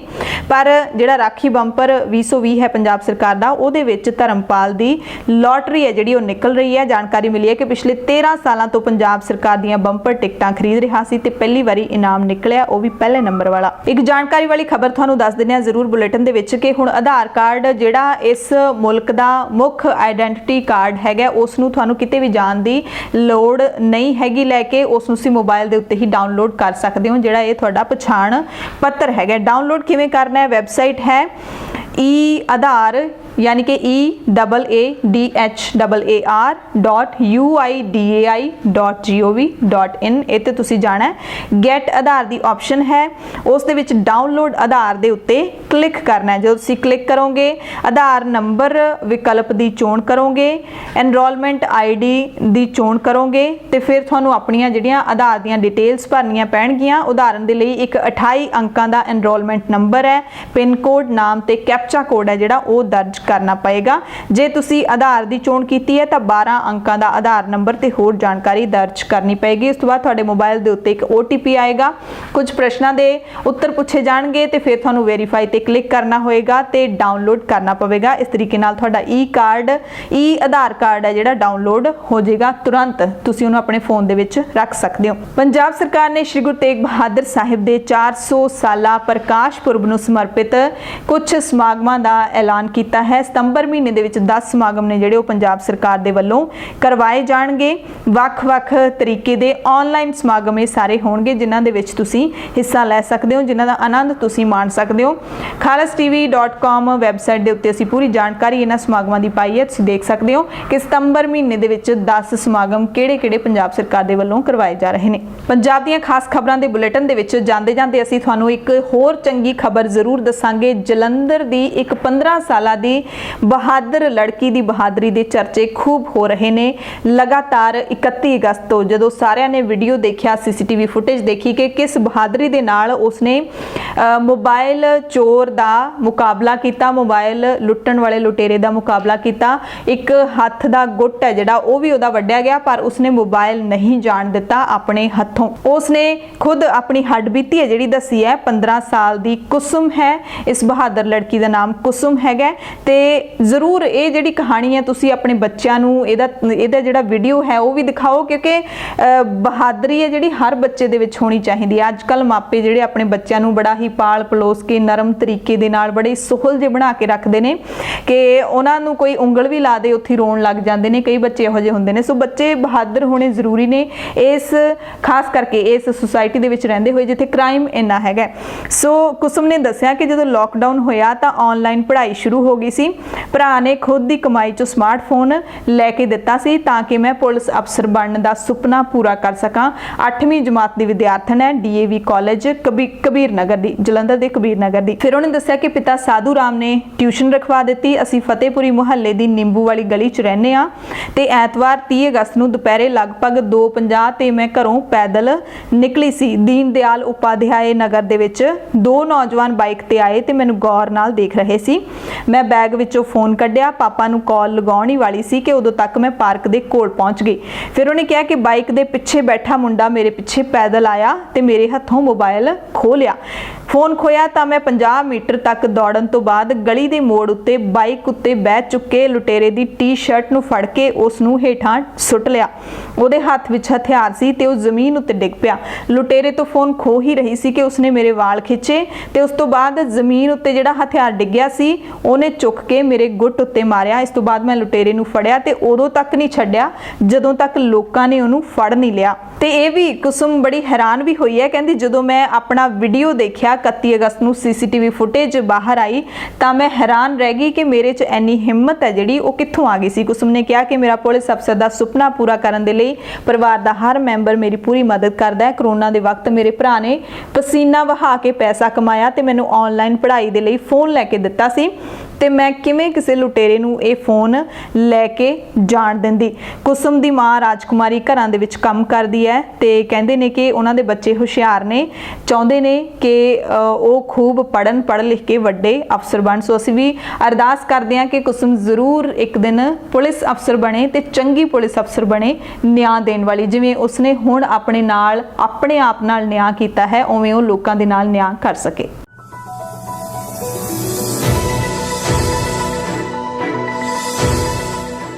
ਪੂਰੇ ਭਾਰਤ ਦੀਆਂ ਖਬਰਾਂ ਦੇ ਵਿੱਚ ਸਭ ਤੋਂ ਪਹਿਲੀ ਖਬਰ ਦਿੱਲੀ ਤੋਂ ਹੈ, ਜਿੱਥੇ ਸਾਬਕਾ ਰਾਸ਼ਟਰਪਤੀ ਪ੍ਰਣਬ ਮੁਖਰਜੀ ਦਾ ਦਿੱਲੀ ਦੇ ਲੋਧੀ ਰੋਡ ਵਿੱਚ ਪੂਰੇ ਸਰਕਾਰੀ ਸਨਮਾਨਾਂ ਦੇ ਨਾਲ ਅੰਤਿਮ ਸੰਸਕਾਰ ਕਰ ਦਿੱਤਾ ਗਿਆ। ਉਹਨਾਂ ਦੇ ਪੁੱਤਰ ਨੇ ਅੰਤਿਮ ਸੰਸਕਾਰ ਦੀ ਰਸਮ ਨਿਭਾਈ। ਕੋਵਿਡ-19 ਦੇ ਦਿਸ਼ਾ ਨਿਰਦੇਸ਼ਾਂ ਦੇ ਮੁਤਾਬਿਕ ਪਰਿਵਾਰ ਤੇ ਰਿਸ਼ਤੇਦਾਰਾਂ ਨੇ PPE ਕਿੱਟ ਦੇ ਵਿੱਚ ਪ੍ਰਣਬ ਮੁਖਰਜੀ ਨੂੰ ਅਲਵਿਦਾ ਕਿਹਾ। ਫੌਜ ਦੀ ਟੁਕੜੀ ਨੇ ਸਾਬਕਾ ਰਾਸ਼ਟਰਪਤੀ ਨੂੰ ਤੋਪਾਂ ਦੇ ਨਾਲ ਸਲਾਮੀ ਦਿੱਤੀ। ਇਸ ਤੋਂ ਪਹਿਲਾਂ ਰਾਸ਼ਟਰਪਤੀ ਰਾਮਨਾਥ ਕੋਵਿੰਦ, ਉਪ ਰਾਸ਼ਟਰਪਤੀ M ਵੈਂਕਈਆ ਨਾਇਡੂ, ਪ੍ਰਧਾਨ ਮੰਤਰੀ ਨਰਿੰਦਰ ਮੋਦੀ ਅਤੇ ਤਿੰਨੇ ਸੈਨਾਵਾਂ ਦੇ ਮੁਖੀਆਂ ਨੇ ਸਵੇਰੇ ਸਾਬਕਾ ਰਾਸ਼ਟਰਪਤੀ ਪ੍ਰਣਬ ਮੁਖਰਜੀ ਨੂੰ ਅੰਤਿਮ ਸ਼ਰਧਾਂਜਲੀ ਜਿਹੜੀ ਭੇਂਟ ਕੀਤੀ ਖੁਦ ਜਾ ਕੇ। ਮੁਖਰਜੀ ਦੀ ਦੇਹ ਸਵੇਰੇ 10 ਵਜੇ ਰਾਜਾ ਜੀ ਮਾਰਗ ਵਿੱਚ ਉਹਨਾਂ ਦੀ ਰਿਹਾਇਸ਼ ਤੇ ਲਿਆਂਦੀ ਗਈ। ਰੱਖਿਆ ਮੰਤਰੀ ਰਾਜਨਾਥ ਸਿੰਘ ਸਮੇਤ ਹੋਰ ਵੀ ਵੱਡੇ ਲੀਡਰ ਨੇ ਜਿਹੜੇ ਉਹਨਾਂ ਨੂੰ ਸ਼ਰਧਾਂਜਲੀਆਂ ਭੇਂਟ ਕਰਨ ਦੇ ਲਈ ਸ਼ਾਮਲ ਸੀਗੇ। ਮਹਾਰਾਸ਼ਟਰ ਦੇ ਗ੍ਰਹਿ ਮੰਤਰੀ ਅਨਿਲ ਦੇਸ਼ਮੁਖ ਨੇ ਜਾਣਕਾਰੀ ਦਿੱਤੀ ਹੈ ਕਿ ਹੁਣ ਸੂਬੇ ਦੇ ਵਿੱਚ ਇੱਕ ਜ਼ਿਲ੍ਹੇ ਤੋਂ ਦੂਸਰੇ ਜ਼ਿਲ੍ਹੇ ਦੇ ਵਿੱਚ ਜਾਣ ਦੇ ਲਈ ਕਿਸੇ ਵੀ ਈ-ਪਾਸ ਦੀ ਲੋੜ ਨਹੀਂ ਹੈ। ਇਹ ਨਿਯਮ ਹੈ ਜਿਹੜਾ 2 ਸਤੰਬਰ ਤੋਂ ਲਾਗੂ ਹੋਵੇਗਾ, ਯਾਨੀ ਕਿ ਕੱਲ ਤੋਂ ਲਾਗੂ ਹੋਵੇਗਾ। ਝਾਰਖੰਡ ਵਿੱਚ ਪੁਲਿਸ ਦੇ ਕੰਮਕਾਜ ਨੂੰ ਕਰੋਨਾ ਨੇ ਬੁਰੀ ਤਰ੍ਹਾਂ ਦੇ ਨਾਲ ਪ੍ਰਭਾਵਿਤ ਕੀਤਾ ਹੈ। ਸੂਬੇ ਦੇ ਵਿੱਚ ਹੁਣ ਤੱਕ 4045 ਪੁਲਿਸ ਕਰਮੀ ਨੇ ਜਿਹੜੇ ਕਰੋਨਾ ਵਾਇਰਸ ਦਾ ਸ਼ਿਕਾਰ ਹੋ ਚੁੱਕੇ ਨੇ। 3 ਜ਼ਿਲ੍ਹਿਆਂ ਦੇ SP ਇਹਨਾਂ ਦੇ ਵਿੱਚ ਸ਼ਾਮਿਲ ਨੇ। 2 ASP 14 ਡੀਐਸਪੀ ਵੀ ਕਰੋਨਾ ਵਾਇਰਸ ਤੋਂ ਪੀੜਿਤ ਹੋ ਚੁੱਕੇ ਨੇ ਤੇ ਇਹਨਾਂ ਸਾਰਿਆਂ ਦੇ ਵਿੱਚੋਂ ਹੁਣ ਤੱਕ 9 ਪੁਲਿਸ ਕਰਮੀਆਂ ਦੀ ਮੌਤ ਵੀ ਹੋ ਚੁੱਕੀ ਹੈ ਕੋਵਿਡ-19 ਦੇ ਕਾਰਨ। 3410 ਪੁਲਿਸ ਕਰਮੀ ਜਿਹੜੇ ਕਰੋਨਾ ਨਾਲ ਲੜਾਈ ਲੜਦਿਆਂ ਜਿੱਤ ਕੇ ਠੀਕ ਹੋ ਚੁੱਕੇ ਨੇ। ਬਾਕੀ ਪੁਲਿਸ ਕਰਮੀਆਂ ਦਾ ਇਲਾਜ ਹੈ ਜਿਹੜਾ ਉਹ ਚੱਲ ਰਿਹਾ ਹੈ।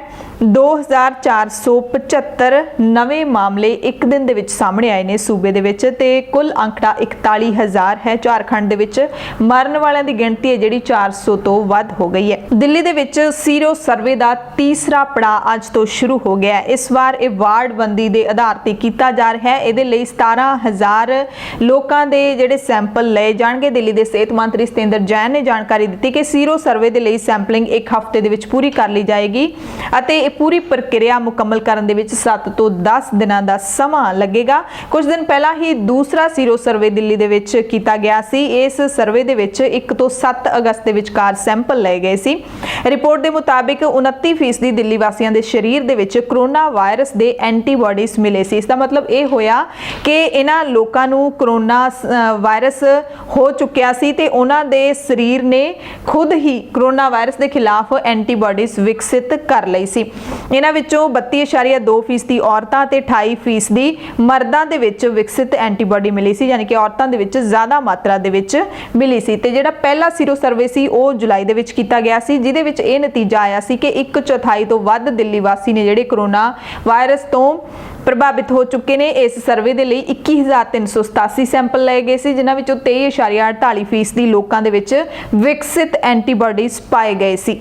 ਜਿਹੜਾ ਸੀਰੋ ਸਰਵੇ ਹੈ ਉਹ ਦਰਅਸਲ ਇੱਕ ਤਰੀਕੇ ਦਾ ਬਲੱਡ ਟੈਸਟ ਹੁੰਦਾ ਹੈ ਜੋ ਵਿਅਕਤੀ ਦੇ ਖੂਨ ਦੇ ਵਿੱਚ ਮੌਜੂਦ ਐਂਟੀਬਾਡੀਜ਼ ਦੀ ਪਛਾਣ ਕਰਦਾ ਹੈ, ਜਿਹੜਾ ਕਿ ਦਿੱਲੀ ਦੇ ਵਿੱਚ ਹੁਣ ਹੋ ਰਿਹਾ ਹੈ। ਤੀਸਰਾ ਪੜਾਅ ਹੈ ਸੀਰੋ ਸਰਵੇ ਦਾ ਜਿਹੜਾ ਅੱਜ ਸ਼ੁਰੂ ਹੋਇਆ। ਅਗਲੀ ਖਬਰ ਇਲਾਹਾਬਾਦ ਤੋਂ ਹੈ, ਜਿੱਥੇ ਹਾਈ ਕੋਰਟ ਨੇ ਰਾਸ਼ਟਰੀ ਸੁਰੱਖਿਆ ਕਾਨੂੰਨ ਦੇ ਤਹਿਤ ਜੇਲ੍ਹ ਦੇ ਵਿੱਚ ਬੰਦ ਡਾਕਟਰ ਕਫੀਲ ਖਾਨ ਨੂੰ ਜ਼ਮਾਨਤ ਦੇ ਦਿੱਤੀ ਹੈ। ਗੋਰਖਪੁਰ ਦੇ BRD ਮੈਡੀਕਲ ਕਾਲਜ ਦੇ ਮੁਅੱਤਲ ਕੀਤੇ ਡਾਕਟਰ ਕਫੀਲ ਖਾਨ ਨੂੰ ਨਾਗਰਿਕਤਾ ਸੋਧ ਐਕਟ ਦੇ ਵਿਰੁੱਧ ਕਥਿਤ ਤੌਰ ਤੇ ਭੜਕਾਊ ਭਾਸ਼ਣ ਦੇਣ ਦਾ ਇਲਜ਼ਾਮ ਲਾ ਕੇ ਕੌਮੀ ਸੁਰੱਖਿਆ ਐਕਟ ਦੇ ਤਹਿਤ ਮਥੁਰਾ ਦੀ ਜੇਲ੍ਹ ਦੇ ਵਿੱਚ ਭੇਜ ਦਿੱਤਾ ਗਿਆ ਸੀ। ਇਲਾਹਾਬਾਦ ਹਾਈ ਕੋਰਟ ਨੇ ਅੱਜ ਆਪਣੇ ਫੈਸਲੇ ਦੇ ਵਿੱਚ ਕਿਹਾ ਕਿ ਕਫੀਲ ਖਾਨ ਦੀ NSA ਅਧੀਨ ਗ੍ਰਿਫਤਾਰੀ ਹੈ ਜਿਹੜੀ ਉਹ ਗੈਰ ਕਾਨੂੰਨੀ ਹੈ। ਅਦਾਲਤ ਨੇ ਡਾਕਟਰ ਕਫੀਲ ਖਾਨ ਨੂੰ ਤੁਰੰਤ ਰਿਹਾ ਕਰਨ ਦੇ ਆਦੇਸ਼ ਨੇ ਜਿਹੜੇ ਉਹ ਦੇ ਦਿੱਤੇ ਨੇ। ਇਹ ਵੀ ਕਿਹਾ ਅਦਾਲਤ ਨੇ ਕਿ ਡਾਕਟਰ ਕਫੀਲ ਖਾਨ ਦਾ ਭਾਸ਼ਣ ਨਫ਼ਰਤ ਜਾਂ ਹਿੰਸਾ ਨੂੰ ਉਤਸ਼ਾਹਿਤ ਕਰਨ ਵਾਲਾ ਨਹੀਂ ਸੀ, ਬਲਕਿ ਲੋਕਾਂ ਦੇ ਵਿੱਚ ਕੌਮੀ ਏਕਤਾ ਦੀ ਮੰਗ ਕਰਨ ਵਾਲਾ ਸੀ। ਪਰ ਸਵਾਲ ਹੈ ਕਿ ਅਦਾਲਤ ਨੂੰ ਇਹ ਜਾਣਨ ਦੇ ਵਿੱਚ ਇੰਨਾ ਸਮਾਂ ਕਿਉਂ ਲੱਗ ਗਿਆ। ਜਿਹੜੇ 6 ਮਹੀਨੇ ਡਾਕਟਰ ਕਫੀਲ ਨੂੰ ਜੇਲ੍ਹ ਦੇ ਵਿੱਚ ਗੁਜ਼ਾਰਨੇ ਪਏ, ਆਪਣੀ ਨੌਕਰੀ ਵੀ ਗਵਾਉਣੀ ਪਈ, ਉਸ ਦਾ ਸਿਲਾ ਕੌਣ ਦੇਊਗਾ? 6 ਮਹੀਨੇ ਉਹਨਾਂ ਨੂੰ ਬੇਕਸੂਰ ਜੇਲ੍ਹ ਦੇ ਵਿੱਚ ਰਹਿਣਾ ਪਿਆ। ਪਿਛਲੇ 6 ਮਹੀਨਿਆਂ ਤੋਂ ਉਹ ਰਾਸੁਕਾ ਐਕਟ ਦੇ ਤਹਿਤ ਮਥੁਰਾ ਜੇਲ੍ਹ ਦੇ ਵਿੱਚ ਬੰਦ ਸੀਗੇ। ਐਤਵਾਰ ਨੂੰ ਜਦੋਂ ਪ੍ਰਧਾਨ ਮੰਤਰੀ ਨਰਿੰਦਰ ਮੋਦੀ ਨੇ ਮਨ ਕੀ ਬਾਤ ਕੀਤੀ ਸੀ ਤਾਂ ਉਸ ਤੋਂ ਬਾਅਦ ਟਵਿੱਟਰ ਤੇ ਲਗਾਤਾਰ ਟ੍ਰੈਂਡ ਕਰ ਰਿਹਾ ਸੀ #students dislike PM ਮੋਦੀ। ਇਹ ਕਿਉਂ ਕੀਤਾ ਜਾ ਰਿਹਾ ਸੀ? ਕਿਉਂਕਿ ਪਹਿਲੀ ਵਾਰੀ ਅਜਿਹਾ ਹੋਇਆ ਸੀ ਕਿ ਪ੍ਰਧਾਨ ਮੰਤਰੀ ਨਰਿੰਦਰ ਮੋਦੀ ਦੀ ਮਨ ਕੀ ਬਾਤ ਜਿਹੜਾ ਪ੍ਰੋਗਰਾਮ ਹੈ ਉਸ ਨੂੰ YouTube ਦੇ ਉੱਤੇ ਲਾਈਕ ਦੇ ਨਾਲੋਂ ਡਿਸਲਾਈਕ ਕਈ ਗੁਣਾ ਵੱਧ ਕੀਤਾ ਗਿਆ। ਜੇ ਅੰਕੜੇ ਤੁਹਾਨੂੰ ਦੱਸ ਦਈਏ ਤਾਂ ਜੇ BJP ਦਾ ਜਿਹੜਾ ਭਾਰਤੀ ਜਨਤਾ ਪਾਰਟੀ ਦਾ YouTube ਚੈਨਲ ਹੈ ਉਸ ਦੇ ਉੱਤੇ ਜਦੋਂ ਤੱਕ ਅਸੀਂ ਖਬਰ ਦਿੱਤੀ ਹੈ ਉਸ ਤੋਂ 2 ਘੰਟੇ ਪਹਿਲਾਂ ਤੱਕ 44.5 ਲੱਖ ਦੇ ਕਰੀਬ ਨੇ ਜਿਹੜੇ ਉਹ ਵਿਊਜ਼ ਸੀਗੇ। ਇਸ ਵੀਡੀਓ ਨੂੰ 2,09,000 ਦੇ ਕਰੀਬ ਉਦੋਂ ਤੱਕ ਲੋਕਾਂ ਨੇ ਲਾਈਕ ਕੀਤਾ ਸੀ, ਹੁਣ ਵੱਧ ਗਏ ਹੋਣਗੇ ਤੇ 9,41,000 ਲੋਕਾਂ ਨੇ ਡਿਸਲਾਈਕ ਕੀਤਾ ਸੀ, ਯਾਨੀ ਕਿ ਪਸੰਦ ਨਹੀਂ ਕੀਤਾ। ਪਸੰਦ ਕੀਤਾ 2,09,000 ਦੇ ਕਰੀਬ ਲੋਕਾਂ ਨੇ ਤੇ ਨਾ ਪਸੰਦ ਕੀਤਾ 9,41,000 ਨੇ। ਫਰਕ ਕਾਫੀ ਵੱਡਾ ਹੈਗਾ। ਇਸੇ ਤਰ੍ਹਾਂ ਪ੍ਰਧਾਨ ਮੰਤਰੀ ਨਰਿੰਦਰ ਮੋਦੀ ਦਾ ਜਿਹੜਾ ਆਪਣਾ YouTube ਚੈਨਲ ਹੈ PM ਨਰਿੰਦਰ ਮੋਦੀ ਕਰਕੇ, ਉਸ ਦੇ ਵਿਊਜ਼ ਜਦੋਂ ਅਸੀਂ ਚੈੱਕ ਕੀਤੇ ਉਦੋਂ ਤੱਕ 16,94,000 ਸੀਗੇ ਤੇ 1,29,000 ਲਾਈਕਸ ਤੇ 2,66,000 ਡਿਸਲਾਈਕ ਸੀਗੇ। ਇੱਕ PIB ਚੈਨਲ ਹੈ ਜਿਸ ਤੇ ਪ੍ਰਧਾਨ ਮੰਤਰੀ ਨਰਿੰਦਰ ਮੋਦੀ ਦਾ ਜਿਹੜਾ ਇਹ ਮਨ ਕੀ ਬਾਤ ਹੈ, ਇੱਕ ਤਾਂ ਸਿੱਧਾ ਪ੍ਰਸਾਰਣ ਦੂਰਦਰਸ਼ਨ ਤੇ ਹੁੰਦਾ ਹੈ, ਉਸ ਤੋਂ ਬਾਅਦ ਇਹ ਜਿਹੜੇ 3 YouTube ਚੈਨਲ ਨੇ ਉਹਨਾਂ ਤੇ ਹੁੰਦਾ ਹੈ, ਉਹਨਾਂ ਤੋਂ ਫਿਰ ਬਾਕੀ ਸਾਰੇ ਚੈਨਲ ਆਪਣੇ ਚੈਨਲਾਂ ਤੇ ਚਲਾ ਸਕਦੇ ਨੇ। PIB ਦੇ YouTube ਚੈਨਲ ਤੇ ਸਿਰਫ 1,63,000 ਵਿਊਜ਼ ਨੇ जबकि लाइक 6,500 के करीब ते डिसलाइक 17,000 के करीब। इत्थे भी 3 गुणा ज़्यादा डिसलाइक ने। सो इन्हां तिन्नां चैनलों के उत्ते जिहड़े कमेंट किए गए वो भी ज़्यादातर विद्यार्थियों के वलों सी, जिहदे विच जेई ते नीट की ਪ੍ਰੀਖਿਆ ਨੂੰ ਲੈ ਕੇ सवाल चुके गए सी। महामारी ਨੂੰ ਲੈ ਕੇ भी हालांकि कमेंट किए, पर ट्विटर ते लगातार ट्रेंड किया #स्टूडेंट्स डिसलाइक मोदी। सो इस ट्वीट तो बाद हुण अज एक होर नवां दंगल है जिहड़ा ट्विटर के उत्ते छिड़िया है। हुण आ रहा है #स्पीकअप SSC रेलवेज स्टूडेंट्स, यानी कि SSC रेलवे की ਪ੍ਰੀਖਿਆ ते नतीजों ਨੂੰ ਲੈ ਕੇ ट्विटर के उत्ते विद्यार्थियों का दंगल है जिहड़ा हुण छिड़िया होया, सोशल दंगल जिसनूं कह सकते हैं। हालांकि विद्यार्थियों ने जिहड़े जेई ते नीट के विद्यार्थी सी उन्होंने बहुत दबाव बनाने की कोशिश की सरकार के उत्ते, पर सरकार नहीं मनी ते आखिरकार अज तो जेई की जिहड़ी मेन ਪ੍ਰੀਖਿਆ है वो शुरू हो चुकी है। 1 ਤੋਂ 6 सितंबर तक वो ਪ੍ਰੀਖਿਆ चलूगी ते हुण जिहड़े SSC ते रेलवे की ਪ੍ਰੀਖਿਆ वाले विद्यार्थी ने वो भी दबाव बनाने की कोशिश कर रहे ने। विद्यार्थियों की मंग ये है कि वैकेंसीज ने जिहड़ियां वो कड्ढियां जाण, उन्हां दीयां ਪ੍ਰੀਖਿਆਵਾਂ जल्द होण ते नतीजे जल्दी आउण। इन्हां दी मंग उल्ट हैगी है। वो विद्यार्थी कह रहे सी, ਪ੍ਰੀਖਿਆर्थी कह रहे सी कि साडे पेपर मुलतवी किए जाण। ये कह रहे हैं कि वैकेंसीज कड्ढो, पेपर देण नूं असीं तैयार हाँ ते साडे नतीजे ऐलानो। सो देखते हैं हुण भारत सरकार की करेगी।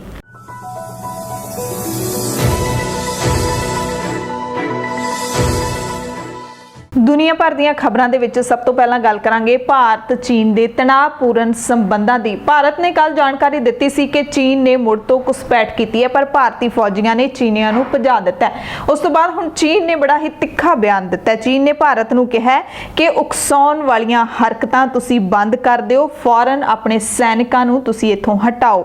ਉਹਨਾਂ ਨੇ ਕਿਹਾ ਕਿ ਉਹਨਾਂ ਸੈਨਿਕਾਂ ਨੂੰ ਤੁਸੀਂ, ਉਹਨਾਂ ਫੌਜੀਆਂ ਨੂੰ ਹੁਣੇ ਵਾਪਸ ਬੁਲਾ ਲਓ ਤੁਰੰਤ, ਜਿਨ੍ਹਾਂ ਨੇ ਗਲਤ ਤਰੀਕੇ ਦੇ ਨਾਲ ਜਿਹੜੀ ਮੌਜੂਦਾ ਕੰਟਰੋਲ ਰੇਖਾ ਹੈਗੀ ਹੈ ਜਾਂ ਫਿਰ ਜਿਹੜੀ LAC ਹੈ ਉਸ ਦਾ ਉਲੰਘਣ ਕੀਤਾ। ਚੀਨ ਦੇ ਸਰਕਾਰੀ ਅਖਬਾਰ ਗਲੋਬਲ ਟਾਈਮਸ ਦੇ ਮੁਤਾਬਿਕ ਚੀਨ ਦੇ ਵਿਦੇਸ਼ ਮੰਤਰਾਲੇ ਦੇ ਬੁਲਾਰੇ ਹੁਆ ਚੁਨਿੰਗ ਨੇ ਮੰਗਲਵਾਰ ਨੂੰ ਆਪਣੀ ਪ੍ਰੈਸ ਬਰੀਫਿੰਗ ਦੇ ਵਿੱਚ ਕਿਹਾ, ਯਾਨੀ ਕਿ ਅੱਜ ਕਿਹਾ ਕਿ ਤੇ ਦਾਅਵਾ ਵੀ ਕੀਤਾ ਹੈ ਕਿ ਚੀਨ ਨੇ ਕਿਸੇ ਵੀ ਦੇਸ਼ ਦੀ 1 ਇੰਚ ਜ਼ਮੀਨ ਦੇ ਉੱਤੇ ਵੀ ਕਬਜ਼ਾ ਨਹੀਂ ਕੀਤਾ। ਹੁਆ ਨੇ ਕਿਹਾ ਕਿ ਚੀਨ ਨੇ ਕਦੇ ਵੀ ਕਿਸੇ ਲੜਾਈ ਜਾਂ ਸੰਘਰਸ਼ ਦੇ ਲਈ ਕਿਸੇ ਨੂੰ ਉਕਸਾਇਆ ਨਹੀਂ, ਨਾ ਹੀ ਕਿਸੇ ਹੋਰ ਦੇਸ਼ ਦੀ 1 ਇੰਚ ਜ਼ਮੀਨ ਉੱਤੇ ਕਬਜ਼ਾ ਕੀਤਾ।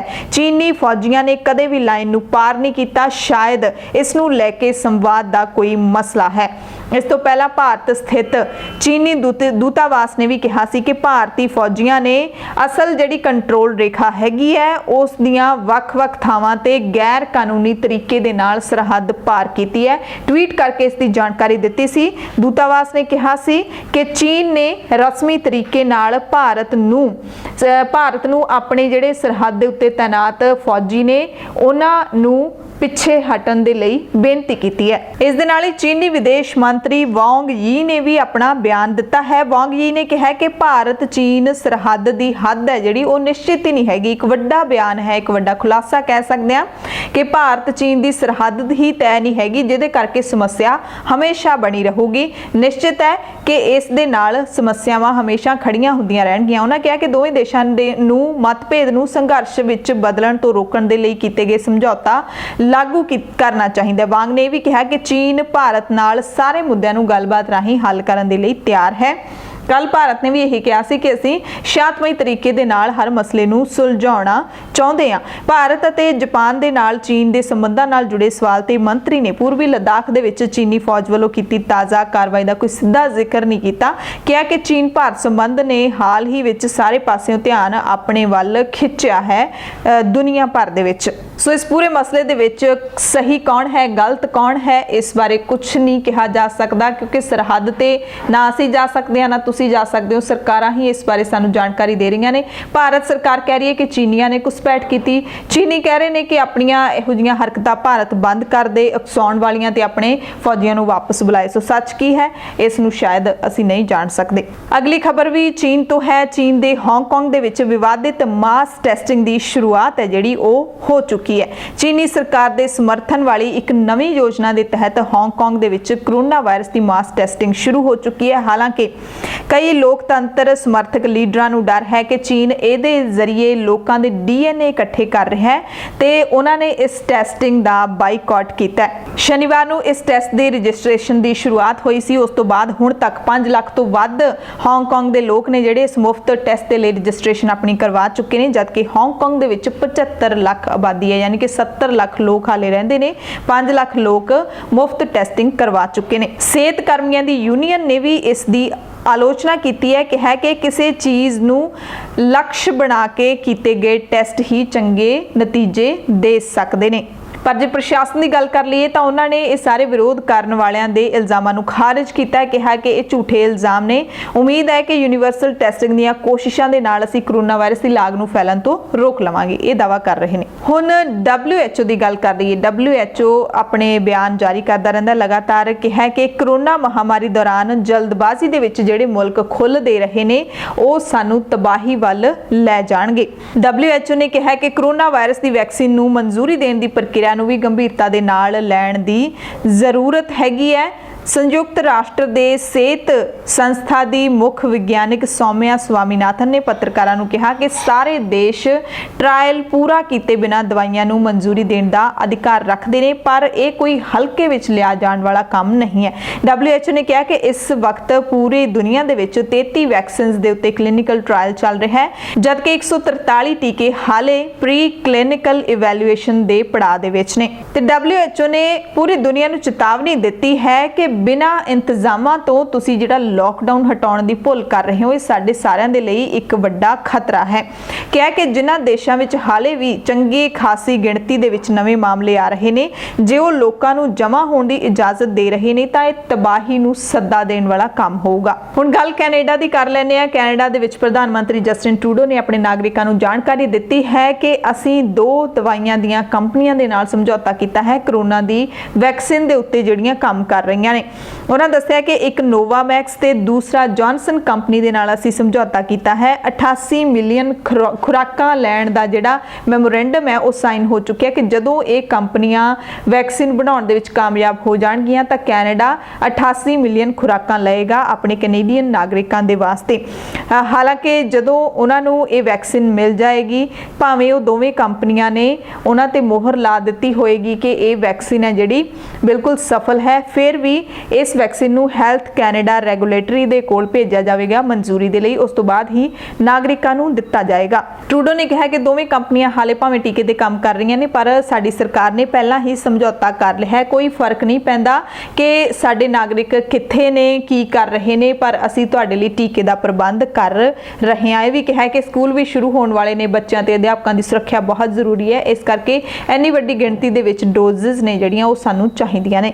ਸਿੰਗਾਪੁਰ ਦੀ ਸੰਸਦ ਦੇ ਵਿੱਚ ਭਾਰਤੀ ਮੂਲ ਦੇ ਪ੍ਰੀਤਮ ਸਿੰਘ ਨੇ ਵਿਰੋਧੀ ਧਿਰ ਦੇ ਪਹਿਲੇ ਲੀਡਰ ਦੇ ਵਜੋਂ ਅਹੁਦਾ ਸੰਭਾਲ ਕੇ ਇਤਿਹਾਸ ਸਿਰਜ ਦਿੱਤਾ ਹੈ। ਇਤਿਹਾਸ ਇਸ ਕਰਕੇ ਵੀ, ਇੱਕ ਤਾਂ ਸਿੰਗਾਪੁਰ ਦੇ ਵਿੱਚ ਪਹਿਲੀ ਵਾਰੀ ਵਿਰੋਧੀ ਧਿਰ ਦਾ ਲੀਡਰ ਚੁਣਿਆ ਗਿਆ, ਦੂਸਰਾ ਇਤਿਹਾਸ ਕਿ ਸਿੰਗਾਪੁਰ ਦੇ ਵਿੱਚ ਵਿਰੋਧੀ ਧਿਰ ਦਾ ਜਿਹੜਾ ਪਹਿਲਾ ਲੀਡਰ ਹੈ ਉਹ ਇੱਕ ਸਿੱਖ ਨੂੰ ਚੁਣਿਆ ਗਿਆ। ਪ੍ਰੀਤਮ ਸਿੰਘ ਨੇ ਇਸ ਅਹੁਦੇ ਨੂੰ ਪ੍ਰਾਪਤ ਕਰਨ ਦੇ ਵਿੱਚ ਕਾਮਯਾਬੀ ਹਾਸਲ ਕੀਤੀ ਹੈ। ਪ੍ਰੀਤਮ ਸਿੰਘ ਦੀ ਵਰਕਰਸ ਪਾਰਟੀ ਨੇ 93 ਸੀਟਾਂ ਉੱਤੇ ਚੋਣ ਲੜੀ ਸੀ ਤੇ 10 ਜਿੱਤੀਆਂ ਵੀ ਸੀ, ਜਿਹੜੀਆਂ ਕਿ ਸਿੰਗਾਪੁਰ ਦੇ ਹੁਣ ਤੱਕ ਦੇ ਇਤਿਹਾਸ ਦੇ ਵਿੱਚ ਸਭ ਤੋਂ ਵੱਧ ਸੀਟਾਂ ਨੇ ਕਿਸੇ ਵੀ ਵਿਰੋਧੀ ਪਾਰਟੀ ਦੇ ਵੱਲੋਂ ਜਿੱਤੀਆਂ ਜਾਣ ਵਾਲੀਆਂ, ਖਾਸ ਕਰਕੇ ਵਰਕਰਸ ਪਾਰਟੀ ਦੇ ਵੱਲੋਂ। ਇੱਥੇ ਆਮ ਚੋਣਾਂ ਜੁਲਾਈ 2020 ਦੇ ਵਿੱਚ ਹੋਈਆਂ ਸੀ। ਸਿੰਗਾਪੁਰ ਦੀ ਸੰਸਦ ਦੇ ਇਤਿਹਾਸ ਵਿੱਚ ਪ੍ਰੀਤਮ ਸਿੰਘ ਦੀ ਪਾਰਟੀ ਸਭ ਤੋਂ ਵੱਡੀ ਵਿਰੋਧੀ ਧਿਰ ਵਜੋਂ ਉੱਭਰੀ ਹੈ। ਜਿਵੇਂ ਹੀ ਸੰਸਦ ਦੀ ਕਾਰਵਾਈ ਸ਼ੁਰੂ ਹੋਈ ਤਾਂ ਸਭ ਤੋਂ ਪਹਿਲਾਂ ਸਦਨ ਦੀ ਲੀਡਰ ਇੰਦਰਾਨੀ ਰਾਜਾ ਨੇ ਅਧਿਕਾਰਤ ਤੌਰ ਤੇ ਪ੍ਰੀਤਮ ਸਿੰਘ, ਜਿਹੜੇ ਕਿ 43 ਸਾਲ ਦੇ ਨੇ, ਉਹਨਾਂ ਨੂੰ ਵਿਰੋਧੀ ਧਿਰ ਦੇ ਪਹਿਲੇ ਲੀਡਰ ਵਜੋਂ ਨਾਮਜ਼ਦ ਕੀਤਾ। ਇੰਦਰਾਨੀ ਨੇ ਕਿਹਾ ਕਿ ਸੰਸਦ ਵਿੱਚ ਵਿਰੋਧੀ ਧਿਰ ਦੇ ਮੈਂਬਰਾਂ ਦੀ ਵਧੀ ਹੋਈ ਗਿਣਤੀ ਸਾਬਿਤ ਕਰਦੀ ਹੈ ਕਿ ਲੋਕ ਸਿਆਸੀ ਵਿਚਾਰਧਾਰਾ ਦੇ ਵਿੱਚ ਵਿਭਿੰਨਤਾ ਦੇ ਹਾਮੀ ਨੇ। ਇਸ ਲਈ ਹੁਣ ਸਮਾਂ ਆ ਗਿਆ ਕਿ ਸੌਦੇ ਨੂੰ ਅਧਿਕਾਰਤ ਤੌਰ ਤੇ ਪਛਾਣਿਆ ਜਾਵੇ। ਇੰਦਰਾਨੀ ਰਾਜਾ ਜੋ ਉਹ ਵੀ ਭਾਰਤੀ ਮੂਲ ਦੀ ਹੈ ਤੇ ਸੱਤਾਧਾਰੀ ਪੀਪਲਸ ਐਕਸ਼ਨ ਪਾਰਟੀ ਨਾਲ ਸੰਬੰਧ ਰੱਖਦੀ ਹੈ, ਜਿਸ ਨੇ ਸਰਕਾਰ ਬਣਾਈ ਹੈ। PAP ਕੋਲ 83 ਚੁਣੇ ਹੋਏ ਮੈਂਬਰ ਨੇ। ਪ੍ਰੀਤਮ ਨੂੰ ਇਸ ਮੌਕੇ ਭਾਸ਼ਣ ਦੇਣ ਦੇ ਲਈ 40 ਮਿੰਟ ਦਾ ਸਮਾਂ ਵੀ ਮਿਲਿਆ ਤੇ ਉਹ ਪ੍ਰਧਾਨ ਮੰਤਰੀ ਲੀ ਸੀਨ ਲੁੰਗ ਦੇ ਬਿਲਕੁਲ ਸਾਹਮਣੇ ਵਾਲੀ ਸੀਟ ਉੱਤੇ ਬੈਠੇ ਸਨ। ਡੈਮੋਕ੍ਰੇਟਸ ਨੇ ਅਮਰੀਕਾ ਦੇ ਰਾਸ਼ਟਰਪਤੀ ਡੋਨਾਲਡ ਟਰੰਪ ਦੇ ਉੱਤੇ ਨਸਲੀ ਤਣਾਅ ਭੜਕਾਉਣ ਦਾ ਇਲਜ਼ਾਮ ਲਾਇਆ। ਉਹਨਾਂ ਕਿਹਾ ਕਿ ਟਰੰਪ ਅਜਿਹਾ ਕਰਕੇ ਆਪਣੀ ਚੋਣ ਮੁਹਿੰਮ ਨੂੰ ਫਾਇਦਾ ਪਹੁੰਚਾਉਣਾ ਚਾਹੁੰਦੇ ਨੇ। ਡੈਮੋਕ੍ਰੇਟਸ ਨੇ ਕਿਹਾ ਕਿ ਰਾਸ਼ਟਰਪਤੀ ਅਸ਼ਾਂਤੀ ਪੈਦਾ ਕਰਨਾ ਚਾਹੁੰਦੇ ਨੇ, ਹਿੰਸਾ ਭੜਕਾ ਕੇ ਸਿਆਸੀ ਲਾਹਾ ਲੈਣਾ ਚਾਹੁੰਦੇ ਨੇ। ਟਰੰਪ ਨੇ ਦਰਅਸਲ ਪੋਰਟਲੈਂਡ ਦੇ ਵਿੱਚ ਮੁਜ਼ਾਹਰਾਕਾਰੀਆਂ ਨਾਲ ਉਲਝਣ ਵਾਲੇ ਆਪਣੇ ਸਮਰਥਕਾਂ ਦੀ ਪ੍ਰਸ਼ੰਸਾ ਕਰ ਦਿੱਤੀ ਹੈ। ਰਾਸ਼ਟਰਪਤੀ ਨੇ ਐਲਾਨ ਵੀ ਕੀਤਾ ਹੈ ਕਿ ਉਹ ਕੈਨੋਸ਼ਾ ਜਾਣਗੇ, ਯਾਨੀ ਕਿ ਵਿਸਕੌਨਸਨ ਜਾਣਗੇ, ਜਿੱਥੇ ਕਿ ਹੁਣੇ ਜਿਹੀ ਜਿਹੜਾ ਜੇਕਬ ਦੇ ਨਾਲ ਘਟਨਾ ਹੋਈ ਸੀ, ਸਿਆਹ ਫਾਮ ਵਿਅਕਤੀ ਦੇ ਉੱਤੇ ਪੁਲਿਸ ਨੇ ਗੋਲੀਆਂ ਚਲਾਈਆਂ ਸੀ ਜਿਸ ਨੂੰ ਪੈਰਾਲਾਈਜ਼ ਹੋ ਗਿਆ, ਉਸ ਮਾਮਲੇ ਦੀ ਗੱਲ ਕਰ ਰਹੇ ਨੇ। ਤੇ ਇਸ ਤੋਂ ਪਹਿਲਾਂ ਪੋਰਟਲੈਂਡ ਦੇ ਵਿੱਚ ਗੋਲੀ ਲੱਗਣ ਕਾਰਨ ਹਲਾਕ ਹੋਏ ਵਿਅਕਤੀ ਦੀ ਸ਼ਨਾਖਤ ਹੈ ਜਿਹੜੀ ਜਦੋਂ ਸੱਜੇ ਪੱਖੀ ਗਰੁੱਪ ਦੇ ਹਮਾਇਤੀ ਵਜੋਂ ਹੋਈ ਤਾਂ ਟਰੰਪ ਨੇ ਟਵੀਟ ਰੀਟਵੀਟ ਦੀ ਝੜੀ ਲਾ ਦਿੱਤੀ ਸੀ। ਟਰੰਪ ਨੇ ਪੋਰਟਲੈਂਡ ਦੇ ਡੈਮੋਕ੍ਰੇਟ ਮੇਅਰ ਦੀ ਤਿੱਖੀ ਨਿਖੇਧੀ ਵੀ ਕੀਤੀ ਸੀ। ਸੋ ਹੁਣ ਡੈਮੋਕ੍ਰੇਟਸ ਨੇ ਜਿਹੜੇ ਉਹ ਰਾਸ਼ਟਰਪਤੀ ਟਰੰਪ ਦੇ ਇਸ ਕਾਰਵਾਈਆਂ ਦਾ ਵਿਰੋਧ ਕਰ ਰਹੇ ਨੇ। ਪੰਜਾਬ, ਭਾਰਤ ਅਤੇ ਦੁਨੀਆ ਭਰ ਦੇ ਪ੍ਰਾਈਮ ਟਾਈਮ ਦੇ ਵਿੱਚ ਤੁਹਾਡੇ ਸਭ ਤੋਂ ਇਜਾਜ਼ਤ ਚਾਹੁੰਦੇ ਹਾਂ। ਤੁਸੀਂ ਸਾਰੇ ਆਪਣਾ ਧਿਆਨ ਰੱਖਿਓ, ਲੋੜਵੰਦਾਂ ਦੀ ਮਦਦ ਜ਼ਰੂਰ ਕਰਦੇ ਰਹੋ। ਧੰਨਵਾਦ।